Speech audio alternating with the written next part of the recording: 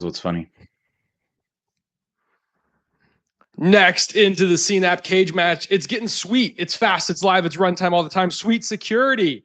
This contender ditches some of the old-time scanning for real-time runtime muscle with unified security across apps, workloads, and cloud infrastructure. They deliver deep instant insight and relentless detection. No logs, no delays, just sweet, sweet runtime power. And representing that runtime revolution, we've got Orel, the runtime renegade, co-founder and VP of R&D, ready to bring the speed, the precision, and the pain. Before we dive in, James, can you share at least one thing you love about Sweet? I can. It worked out that I published a full in-depth thing about Sweet today, so you can go and look at that if you want. But in general, this has been, in my opinion, the most overlooked part of CNAPP. A lot of posture tools out there, but not a lot of like runtime visibility detection that actually makes alerts sensible, I think, in a Kubernetes environment. And so I'll stop myself before I just talk forever about it. But I think this is the biggest gap that's existed in tools. So I'm excited that people are addressing it. Awesome. All right. As a reminder, just a quick refresher for the rules. If you are from a salesperson, partner person, other vendor, whatever, keep yourself to yourself. This is for all of our practitioners today. We want to make sure this is a fun and engaging event still. Orel, this is your time to shine. We're going to jump off stage and it's your time to shine. We'll see you in about a half hour. Great. Thank you. Yep. Great to see you guys. Bye-bye. Okay, so hi guys, hi everyone, and I'll start by introducing myself. So I'm Orel, co-founder and VP of R&D at Sweet Security. I started my cybersecurity career in the Israeli Special Operations Division, where I served for over 12 years. After that, I led a research group at an Israeli company called Cognite. And I'm very, very excited to be here today to share what we've been working on at Sweet Security in the last 2.5 years, and why I truly believe that we will bring something fundamentally new to cloud security. So let's dive in and talk about Sweet Security. So most of CNAPP tools pitch the classic code to cloud story. That's the classic CNAPP playbook, as we all know. At Sweet, we decided to flip the script. We go cloud to code, starting with what's actually happening in runtime after your application is live. It's about real signals, real attacks, real answers. It's fast, it's powerful, and now after 2.5 years, we can say that it actually works. And whenever we come across a CISO or a cloud security practitioner, by the way, no matter the organization, the cloud size, the maturity level, it always boils down to 3 prominent things they won't answer. Have I been breached and I just don't know it yet? Is there an active attack attempt happening right now in my environment? And the last thing is, what are the different ways an attacker can break in, and how close are they to succeeding? And that's exactly what we are going to see today. So I'll share my screen.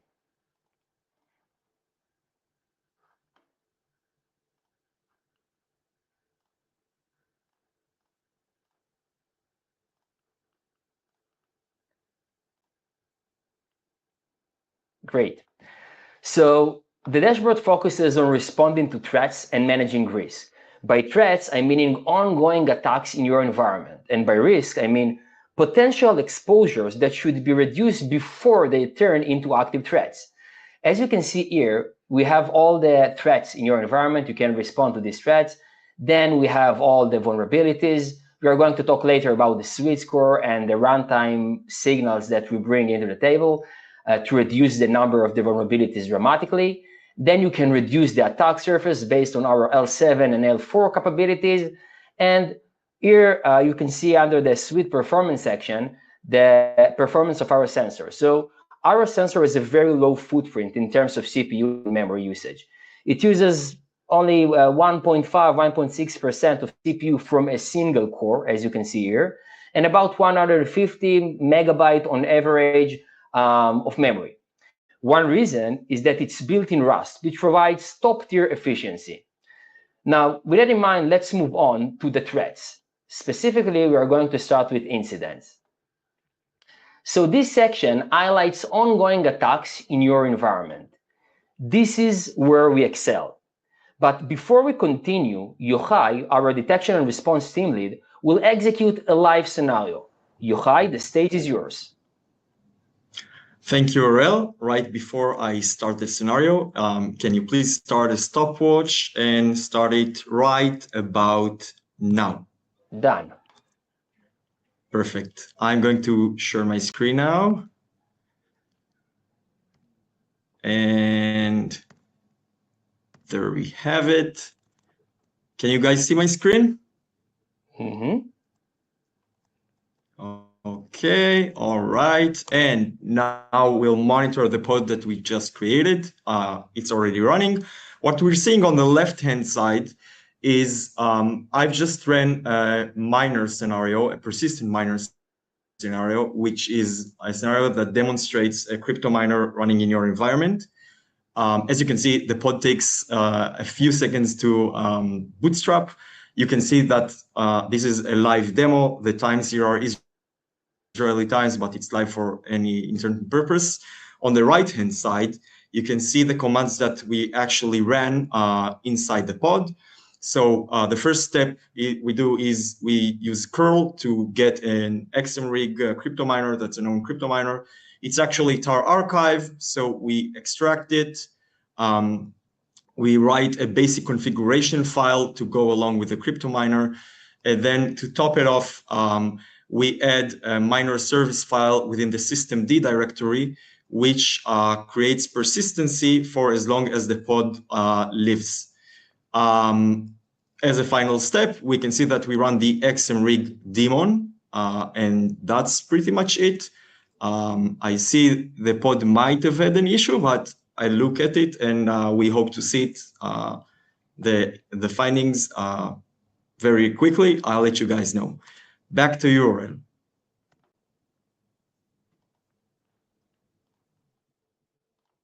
Thanks, Yochai.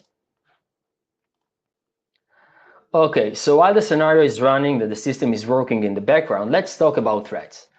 So today it's common knowledge that you cannot detect threats in the cloud without runtime capabilities. To detect attacks in your environment, runtime is required. And more than that, you must have a holistic runtime approach, covering all the cloud attacks layers, applications, workloads, and managed services. For example, in the Capital One breach, the attacker started from the application layer, gained a foothold on the workload, and then exfiltrated tens of gig from their S3 bucket. Think about it for a moment. You cannot predict what the attacker's entry point will be. So let's talk about an incident in Suite. Oh, it seems that we have an incident. So let's refresh the page. What a timing. Okay, excellent. So after 2.5 minutes, that's good. So as you can see, we have the story that's before our LLM mechanism kicked in, and is going to enrich the story in half a minute from now. But it means that after 2.5 minutes since the execution of that miner, you have an alert, you have an incident in your SIEM. And we are going to explore that incident later, and even a complicated one. So let's continue with the explanation about what is an incident in Suite. So an incident is it's an aggregation of multiple findings connected by time, behavior, location, and more, giving you the full picture of the attack. On average, we send only 1 to 5 incidents per week to your SOC team. Okay. Oh, great. Here we already have the story. So as you can see here, we have the story of that crypto miner, which is generated automatically based on our AI storyteller mechanism that we have behind the scene. You can see the TAR-X, as Yochai mentioned, and the execution of that XMRig. Very, very simple. Here you have a nice graph, and we are going to elaborate each one of them. So keep with me. Great.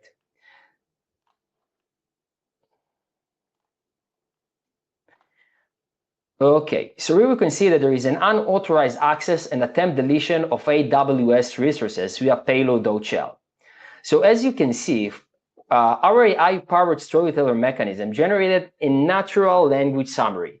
What happened, what was affected, what the impact is, basically everything. Now let's read this storyline together to understand why it's so powerful. First of all, we can see that the attacker copied the well-known crypto miner called XMRig. Then you change the permission of payload.shell to be executable. After that, during the execution, we can see that the attacker tried to access the EKS service account token. And a few minutes later, using the stolen account, the attacker tried to assume from a role from account A to a role in account B. After that, they tried to delete VPC flow logs to cover their tracks, and also S3 bucket. Now, under the incident impact, you can see that they failed to do so. Now, let's agree, it's not just about detection, it's decision-ready intelligence. The storyline is extremely useful for reducing the MTTR. On average, we reduce the MTTR from 3 hours to just 3 minutes. By the way, in this use case, we didn't have the content of payload.shell because we don't send files contents from our customer's environment. But due to the fact that we monitor the entire attack surface, whether it's file, network, process execution, and more, we were able to reconstruct the content of that payload on our backend and detect it as an anomalous and malicious activity. That's the power of behavioral baseline. Now let's move on to the unified graph. Here we can see that we unify detection across three attack layers: cloud infrastructure, application, and workloads. These are the sensor-based findings, of course. We enrich the incident with all the identities that were involved in this incident. It could be roles or service accounts. By the way, in this use case, we decided to unify based on this shared service account. But let's focus on the human identity. So as you can see here, Barak's identity was involved in that incident. We can see that Barak passed through our AWS SSO, and then he used 2 privileged roles, as we can see here. Now, the fact that we have a name behind that manual session is very, very useful. Think about it. We can talk to Barak and ask him, hey, Barak, was that you trying to search secrets in our environment and doing, I don't know, weird stuff against our managed services, like trying to delete the S3 bucket? This reminds me, by the way, a story from one of our earliest POCs when we released that feature. The security team at that company couldn't understand how come that critical vulnerabilities ended up in their production environment, even though they should have been blocked earlier in the CI/CD pipeline. So during the POC, we discovered the reason together. A group of developers had access directly to their production, directly to their workloads. And as part of their nightly debug sessions, they installed vulnerable packages directly on that workload, which were not part of the image. Since then, their SecOps director, one of my favorites guy, by the way, always remind me that this is a killer feature for them. Since then, they have now a full visibility into those manual sessions. At that point, in most of the cases, security teams decide to open a war room. And of course, the best war room is a Slack channel, as we all know. Then they add all the relevant personas to manage the entire operation from the Suite platform, whether it's about writing comments, creating tickets, terminating process directly from the platform.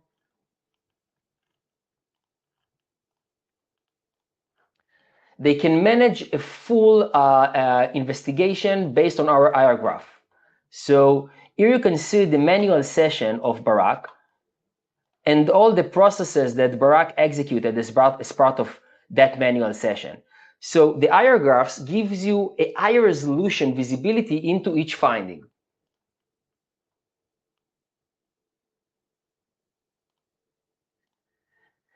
Now, if you need to hunt deeper, you can go directly to the Finding Explorer page.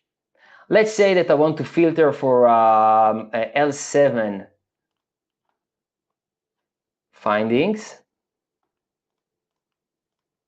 grew by finding name, and I'm interested in this suspicious IMDS access over HTTP.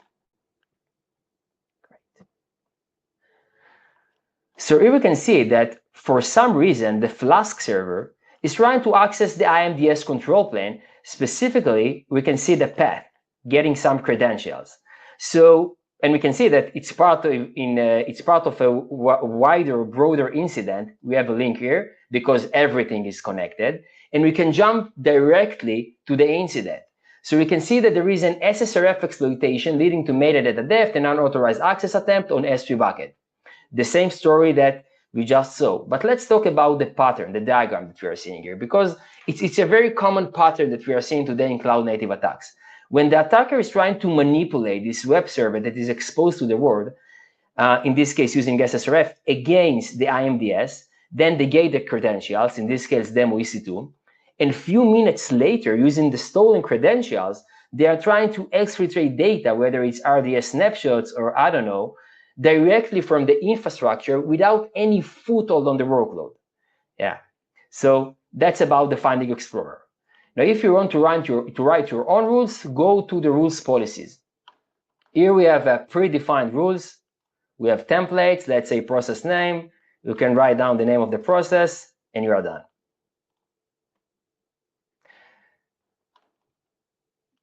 With that in mind, let's move forward to the risks hub. So remember the CISOs I told you about, the ones who ask, can you show me the attack path to our crown jewels and how close is an attacker to actually exploiting a misconfiguration, lack of validation, executed vulnerability in my environment? So this part is built exactly for them. One of the problems with static CNAPP is that they simply cannot answer those questions. Two reasons why. First, they don't have L7 visibility. It means that they cannot see when a microservice endpoint is exposed to the internet. That means they miss a lot of real attack path. Second, they don't connect vulnerabilities or misconfiguration to actual runtime signals. The classic example that we are familiar with is a vulnerability might exist on a workload, but is it even being executed? That's a great question. So until now, we focus on threats, but of course, it wouldn't be a true CNAPP without a full runtime risks hub. That's a smarter way to explore how different risks come together across your environment before they turn into threats. Let me show you. So let's say that I want to filter for all the risks in my environment that are related to secrets. And I want it with the plaintext risk indicator and inbound, real inbound connection. Here we are talking about L4, L7.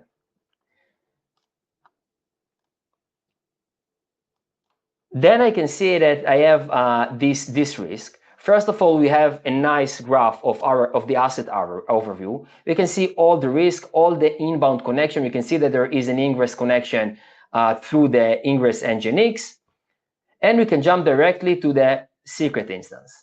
Here you can see the redacted value. You can guess it also. And we can see that there are 3 insights, and we can the recommendation is to onboard these secrets, and we can do it very easily with single click from our platform. We have integration with CyberArk, Conjure, and more. We can also open a ticket. We will fill all the relevant data automatically for you. And let me show you another toxin combination of violation, misconfiguration, inbound, and IMDS v1.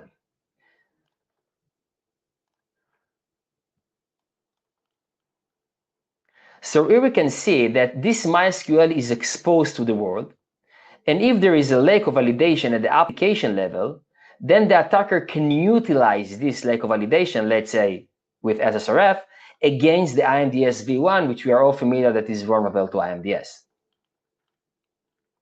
Here, by the way, you can see all the connections of this MySQL, and you can jump to the asset, something that we are going to see later. So to be honest, this is one of the most engaging features on our platform and the most popular starting point for day-to-day work. So that was just a glimpse from this risk hub. And let's talk about runtime vulnerability management. Here is where we crush the competition. There is even a well-known script for this moment. It's Thursday night, US time. We are about to close your laptop and head out for a beer with friends. And then, oops, a new critical vulnerability hits the news. The first question is always the same, yeah? Is it relevant to my environment? Well, that depends on how you define relevant, yeah? Your ASPM in most of the cases is not relevant for this issue. It's based on a shift-left approach. Static CNAPP tools don't help you either. You know the drill. You need to check, has it been executed? Is there an active ingress connection from the internet, especially if you're talking about RCEs? And what does it take to exploit that vulnerability? So you log into the Sweet platform, and then you can search for the relevant CVE.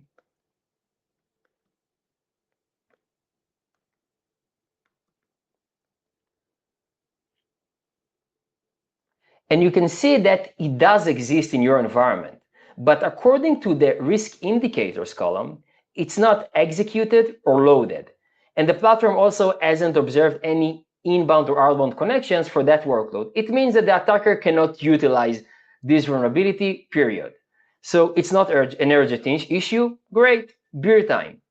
As you can see, in this funnel, we reduced the numbers dramatically. So we started with 6K vulnerabilities, but less than 4 of them are executed. It means that you can utilize them as an attacker. And less than 2% of them are executed with inbound connection. Now, on top of that, we leverage our AI engine to assess whether a vulnerability is relevant to your environment, your specific environment. That's what we call a sweet score, the sweet score. Let me show you. So let's say that I want to group by attack label and then by workloads because I'm interested in RCE, and it won't be a demonstration of vulnerability management without Log4j. We all know it. Okay, great. So I want something that is related to my infrastructure. This Elasticsearch looks interesting. Okay, let's take this one. So as you can see, we decided to reduce the CVSS base score that we are seeing here from 7.5, which is high, to 3.1, which is low. Let's walk through the sweet score parameters to understand why. So first of all, we have the runtime utilization. It refers to whether the package is loaded or executed. In this case, the package is loaded but not executed. For that reason, we decided to reduce the score. Then we have the public facing. Here we check whether there are inbound or outbound connection. In this case, the platform hasn't observed any such connections, so we decided to reduce the score as well. And here we are talking about the workload exploitation. This is where our behavioral baseline mechanism kicks in. So based on the behavioral baseline that we built for that Elasticsearch deployment, we can tell you that the JMS appender, which by the way is required according to the exploitation method that we generate here automatically. So this JMS appender is not running. And it means that the attacker cannot utilize the JNDI. For that reason, we decided to reduce the score as well. Here we have the exploitation in the wild, very straightforward. It's about the EPSS, the probability to utilize that vulnerability in the wild. And here the maintainer assessment, we check whether the maintainer assessment is aligned to the CVSS assessment. Let's say whether Ubuntu is aligned to NVD. If this is the situation, then it won't affect the score. Now let me show you another CV.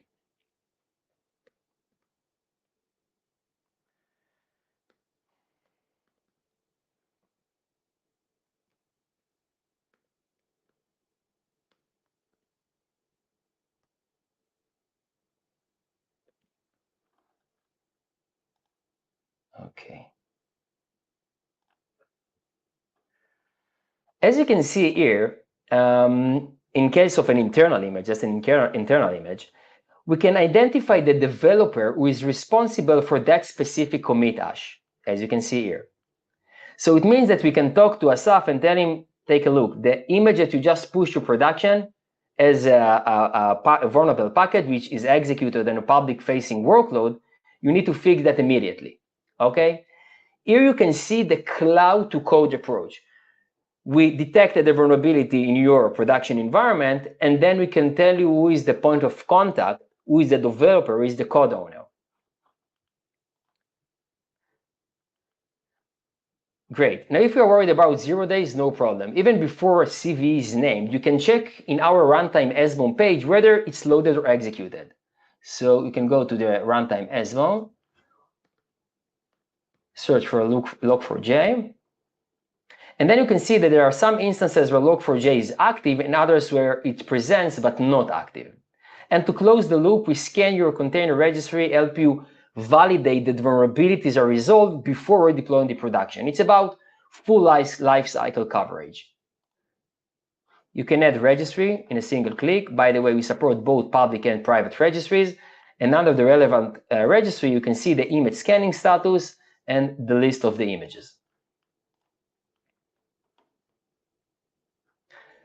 Okay, I think that now we are ready to move forward to our API security feature, and we will start with active attack attempt. So one of the most critical questions in cloud security that static CNAPP just cannot answer is there an active attack attempt happening right now in my environment? Sweet detects application layer attacks the moment they happen, whether they succeed or not. And the challenge has only grown. As we've broken the monolith into microservices, the attack surface has not just grown, it's exploded. Now, as a CISO, we are responsible for thousands of active endpoints running on hundreds of microservices. And let's be honest, most of the time, you don't have a clear, up-to-date picture of what your production environment really looks like. In most cases, it means that the attacker slipped through the WAF or that the service is not behind a WAF at all. And that's a serious risk. So let's say that I want to group by attack type and then by the response status code. Here you can see that I have command injection. I'll focus on the failed attack attempt. And let's take this one from China. Okay. First of all, you can see that we detect the IP address that originated this attack. So we can immediately add it to the firewall block list to cut off the active attack surface between the attacker and the workload. In general, if there is an active attack path from an attacker to a workload, it means that tomorrow, if a new vulnerability is published and it's executed, the attacker can immediately try to exploit it. Our workload shouldn't waste CPU cycles processing these attempts. The firewall should handle them before. Let's move forward to the evidence section. Okay, so here we can see that the attacker is attempting to fetch the mozy.m binary, rename it as Netgear, and execute it. Okay? Here as well, we can define a regex pattern and push it to the WAF to block this payload at the perimeter before it reaches the workload. So beside the attack attempts, we build also API catalog from the L7 traffic automatically. And we also classify the data automatically for you. So let's say that I want to filter for exposed endpoint in my environment, and I want to search for services that are handling sensitive data and are unauthenticated. Great. So we have a billing service that is exposed to the world. Then we can click on the show sample evidence for that credit card. And then we can see that as part of that unauthenticated request, the attacker requests for the sweet credit card. And then in the response, in the body, we can see that there is a sweet credit card with a redacted number. So here again, we are talking about unauthenticated endpoints with sensitive data. Besides that, we map all the data services in your environment. We can classify all these data services. We map all the connections to your external AI services. Here, by the way, we are seeing a lot of issues regarding data leakage. And we map the external services in general. So the bottom line is that it's not just about visibility. It's security context at the application level. Now let's move forward to one of the exploratory features that we have in the platform, visibility. And we will start specifically with topology. So let's say that I want to filter for my infra namespace. Because the problem is that in most cases, security teams, they don't have visibility regarding the connections and how the application is behaving after deployment.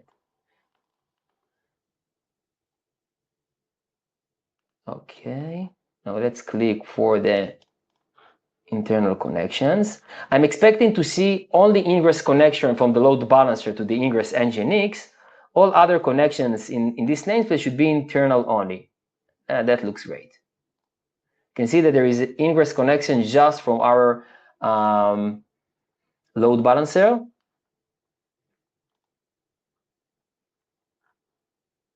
Excellent.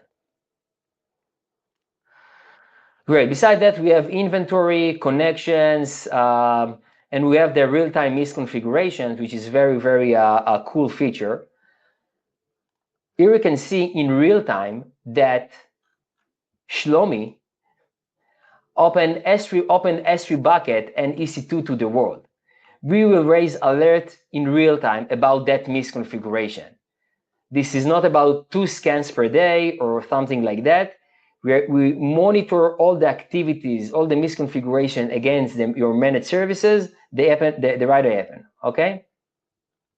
And here again, you can see our storyteller mechanism kicks in with a full-blown story.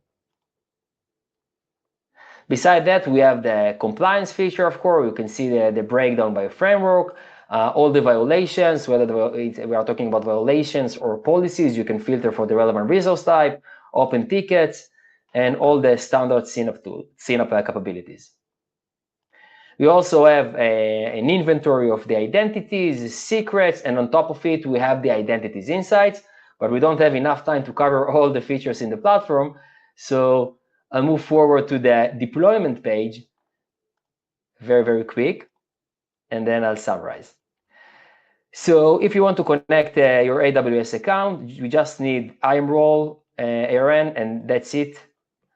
If you want to deploy sensors, we support, let's say in Kubernetes, we support Pulumi, Terraform, Argo CD, entrant. Copy paste to your terminal, and congrats, you have sensors. Then about logs ingestion, the same concept.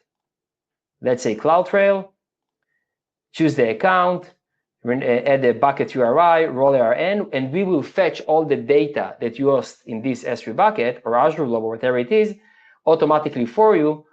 And that's it. 5 to 10 minutes, you're ready to go.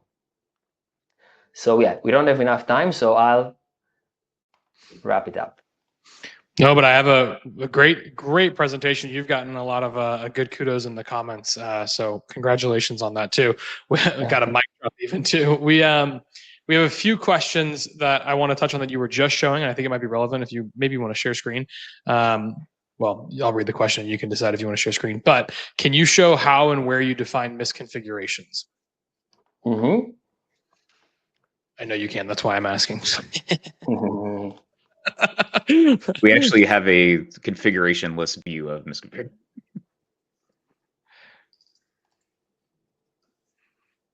So here we have a list of all the, let's say, the violations and the policies in our platform, according to the relevant asset type, or you can group by category or resource type, and etc. And you can see all the relevant violations in your environment. So let's say that I want to filter for, I don't know, S3 bucket.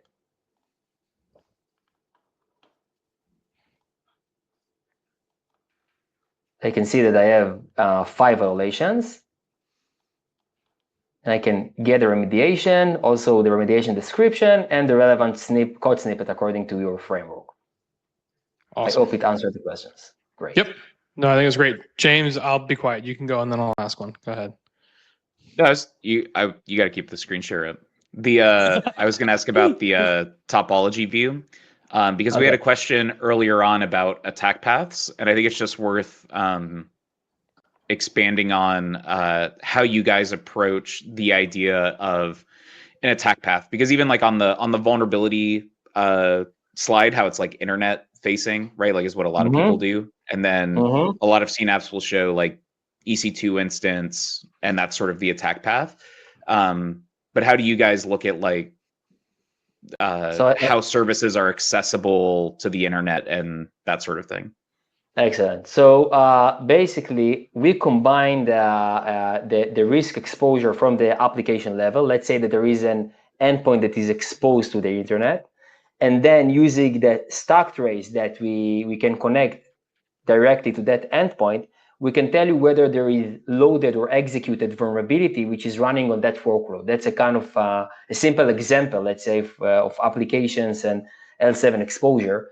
And that's when we decide to say to raise an alert about let's say a kind of a incident or threat that is running in your environment. So we are doing it both from the L4 perspective and from the L7 perspective. I was debating backing up and explaining. Do you want to explain L4 versus L7 for people who don't have Network Plus? Yeah, of course.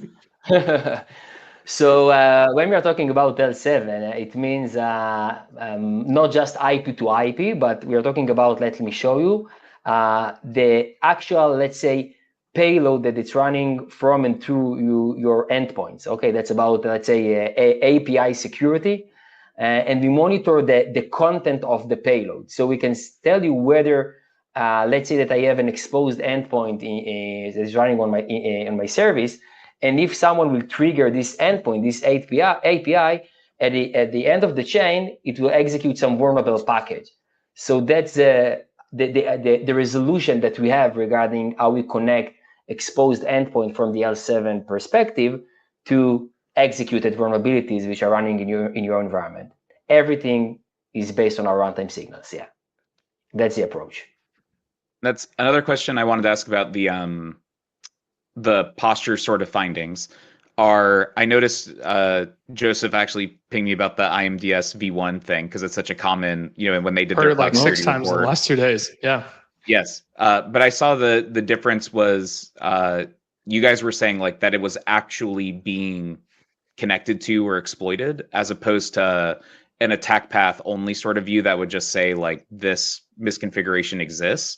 So you talk about how you approach the difference between like here's a misconfiguration that exists that could be exploited versus here's we're seeing something that actually is getting exploited, and how teams like prioritize and deal with that. Yeah, excellent question, by the way. So maybe I can show it in the platform because I think that we have something regarding it. Here you can see that we have the response code. Okay, the 200. Okay, it means that the attacker, the web server responds okay regarding the payload that they got from the attacker. In most of the cases, they should return, I don't know, not found, or to some failure message, and that's how we know whether an attack attempt succeeded or not in your environment. Okay. Yeah, this is more my own commentary thing. A frustration that I've had from being an engineer is like you get those misconfiguration alerts, and then you try to go figure out, oh crap, we've had this public facing IMDS v1 for a year. Have we been exploited? And then you end up having to do all this like log search to try to figure that part out. And that's why I think it's important to combine both like the detection and not just saying like here's all this could be exploited stuff. Totally right. By the way, that's how we differentiate between attack attempt and findings or incident. If an attack attempt is a successful attack attempt, then you will get an alert as part of an incident, and that's basically the difference between these two. Because the attackers, they are spraying you, and you can get a lot of failed attack attempts in your environment. So you need to understand where we are talking about failed attack attempts and successful attack attempts, which are incidents at the end of the day. I also wanted to ask about, and I know Joseph, you can hop in. I'll wait. I'm going to pull one from the chat. I know you've got good questions, lots of them. We were chatting. I'm going to pull one from the chat here. If there is lateral movement between workloads, how do you display that on the incident response graph that you were showcasing? Excellent question. So we have a dedicated unification mechanism in our detection engine. I can unify it based on role. I can unify it based on container escape. I can unify it based on lateral movement, because I detect that there is an incident on workload A and then incident on workload D, or whatever it is, EC2, whatever it is. And then based on the net flow, that activity, the lateral movement, we can understand that it happened in the same time, and in this case, kind of a place. And that's why we will decide to unify these two incidents. I have one more boring question before we wrap up. We didn't talk a lot about like what's supported, or like Windows instance, Linux, container, all those, like what are the different endpoint types and all that? Excellent question. So today in production, we have Linux sensor, eBPF based on Linux kernel, And yes, we are working on a Windows sensor. We already have a Windows sensor in a beta version that is deployed in a few beta sites. And the same concept is going to be non-intrusive. That's our approach, non-intrusive solution. Awesome. Orel, thank you so much. You did an amazing job here today. Really, really appreciate you.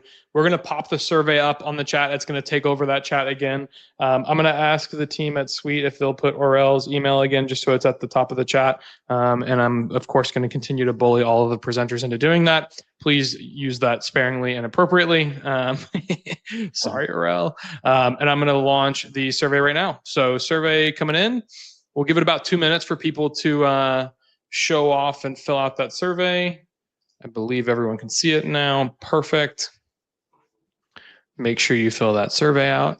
It'll give you about a 30-second warning when we do stop it. If you want to ask a question, James, I know you've probably got more in your queue, and Orel, if you're willing to take it while the survey's going, we are certainly welcome to do that while the survey's up. Give it a minute. James? Of course. I think I also want to know more about like the approach to identity, because obviously there's a lot of like cloud identity type solutions, but I saw that the dashboard you showed had like NHI as the thing. Like, what's your overall approach to identity? Is it like workloads, NHI plus the cloud side, or is it one or the other, or unifying all of it? And yeah. So there are two key ideas behind Suite. Yeah, that microservices and non-human identities at the end of the day are deterministic creatures. So we build baseline for each one of these creatures, and then we, based on the unification mechanism, we build we unify this the incidents which are based on these two data sources. So we have a baseline for each one of them. We detect for anomalies. If there is an anomaly, we are trying to cross-correlate it, to known TTPs, I or Cs. If there is a match, we create a finding. Then in this use case, we will have two incidents, and behind the scenes, we unify them. So. Oh, that's sorry. I want to make sure we get this question too, because someone did ask about. They called out that one of the processes in the alert was a known malicious process or package, but I understand like with the anomaly detection engine, would you guys like how does the detection of like signature based stuff versus like unique attacks and all of that work? It's a mix of both. Of course, that our strength is based on the on the baseline that we have. But let's say if you have a crypto miner in your environment, behind the scenes we have 10 threat intels that we use to understand that this IOC is malicious. So it's a combination. Beside that, if I see a miner in your environment, I don't need any baseline to say that it's malicious. Yeah, so that's very, very simple. But if, for example, you have a UMI, it's a very common command. It could be as part of the entry point of an application. So based on the baseline, we can tell you, okay, this application is using UMI, and for that reason, we won't raise any finding regarding it. Okay, that's a simple example just to understand the concept. The same concept for a reverse shells, netcat, the basic things. Orel, I appreciate you very much. Thanks for staying on a minute longer with us. Thank you very much for your presentation today. James and I are going to hop to our next session. We'll see you all there in just a minute. And like I said, Orel's email's in the chat. If you have any follow-up questions, please abuse it. Thank you very much, guys. It was a great and big honor. Thank you. Bye-bye. Thank you very much. Thanks, y'all.